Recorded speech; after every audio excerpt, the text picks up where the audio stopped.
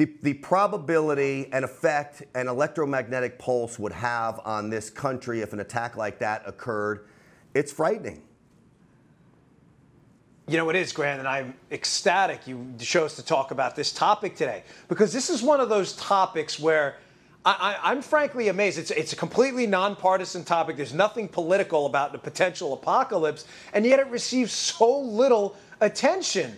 An electromagnetic pulse, let's just be clear on what we're talking about here. We are talking about almost complete destruction of the electrical grid everywhere, because our electrical grid largely is not protected now with Faraday cages. You would have it completely fried. Now, that's a problem for obvious reasons, Grant, but to double down and make the problem even worse, we don't have the capability right now to rebuild those transformers on a mass scale. Do you understand that you're looking at potentially years without a functioning electrical grid? You're talking about casualty rates, death rates, I should say, to be more precise, of close to 90% around the impact area. I mean, this is a real story, and I'm really glad you brought this up today. You know, and I say it's not just the electrical grid, because clearly that's where it all starts.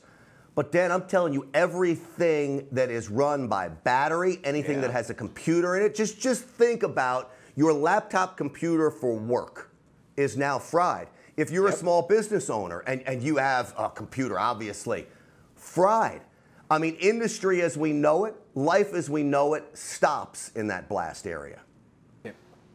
Yep, your refrigeration capabilities, your electric stove, your propane stove, if it has some kind of electrical igniter on it. I mean, you are in a world of trouble here. Anything with an electrical circuit. And Grant, this is perfect timing. There's a story today out on one of the websites. Forgive me, I can't remember which one.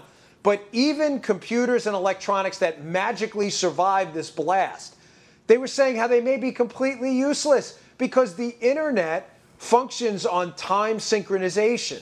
And the EMP would largely wipe out GPS satellites as well, and satellites that use, that coordinate GPS and time synchronization. So whatever you had that still worked probably wouldn't even work either. I mean, it's not, I'm not laughing at all. I'm just saying, I'm astonished as a Secret Service agent who spent his entire life in the preparedness field that this is not an issue that is on the front page of every congressman and senator's desk in America, especially, by the way, with our audience, our NRA audience, that cares about things like, personal safety for their families. This is a real threat. Small probability, but a very real threat.